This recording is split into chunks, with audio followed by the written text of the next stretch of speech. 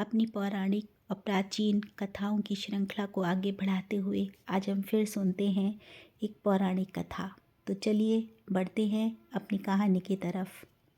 बहुत समय पहले की बात, एक नगर में एक राजा राज किया करता था। राजा के पास बहुत सारे नौकर चाकर सेवक सेविकाएं थीं। सभी राजा से बहुत प्रेम किया करते थे और राजा भी उन्हें किसी चीज़ की कभी कमी होने नहीं देते थे। लेकिन उसमें से कुछ विश्वास पात्र सेवक ही थे जो राजा के शयन कक्ष में जाकर और वहाँ की सफाई किया करते थे। उसमें से एक सेवक जो था वो राजा को देखता था।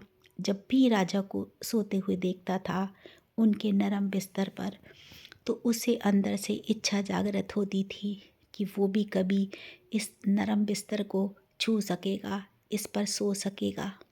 लेकिन फिर वो सोचता था, अपनी हकीकत को याद करता था कि नहीं, मैं तो सेवक हूँ और मुझे ऐसे सपने नहीं देखने चाहिए। एक बार की बात है, सेवक राजा के शयन कक्ष में सफाई कर रहा था।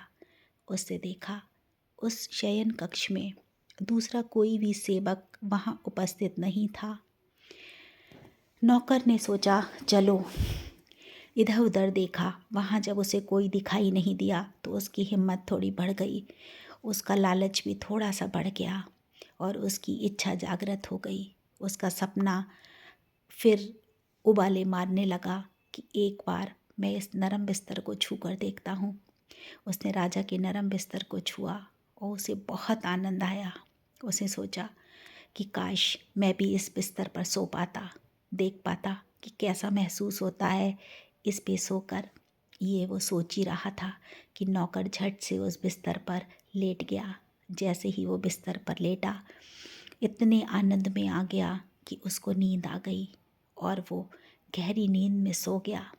उसको पता ही नहीं चला कि कब 10, 15, 20 मिनट निकल गए और वो गहरी नींद का आनंद लेने लगा। इतनी देर में जो दूसरे सेवक थे उन्होंने उसको देख लिया।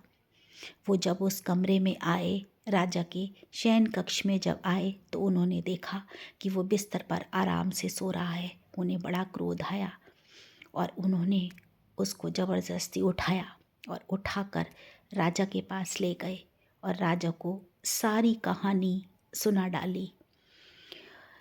उस कहानी को सुनकर राजा भी बहुत क्रोध में आ गए। उन्होंने कहा कि तुम्हारी हिम्मत कैसे हुई मेरे बिस्तर पर सोने की। सेवक चुपचाप मुंह लटकाए नीचे खड़ा था। उसे समझ में नहीं आ रहा था कि वो क्या जवाब दे, कैसे अपने सपने और इच्छाओं के बारे में बताए या ये कहे कि उससे बहुत बड़ी गलती हो गई है। फिलहाल राजा ने उसको 50 कोड़े मारने का हुक्म दे दिया। सैनिक लगातार उसको कोड़े मार रहे थे। वो 8 या 10 कोड़े ही मार पाए थे कि वो जो सेवक था वो रोने या चिल्लाने की बजाय ज़ोर ज़ोर से हंस रहा था। राजा को ये देखकर बहुत आश्चर्य हुआ। उन्होंने उससे पूछा कि भाई, तुम्हारे दर्द नहीं हो रहा क्या, तुम्हारे पीड़ा नहीं हो रही जो तुम रोने की बजाय लगातार हंस रहे हो? वो ज़ोर से हंसा और फिर बोला कि पीड़ा भी हो रही है और दर्द भी हो रहा है, लेकिन मैं तो इस बात को सोच कर हंस रहा हूँ कि मैं 1 घंटे आपके बिस्तर पर सो गया और मुझे 50 कोड़े खाने पड़ रहे हैं और आप तो रोज़ इस बिस्तर पर सोते हैं। जब आप ऊपर भगवान के पास जाएंगे तो आपको कितने कोड़े खाने पड़ेंगे, क्योंकि आपने तो बहुत लंबा समय इस बिस्तर पर बिताया है। बस यही सोचकर मुझे हंसी आ रही है और मेरी सारी पीड़ा गायब हो गई। ये सुनते ही राजा बहुत चिंतित हो गए और उनका रुख बदल गया। उन्होंने तुरंत उसे कोड़े मारने की सज़ा से मुक्त कर दिया।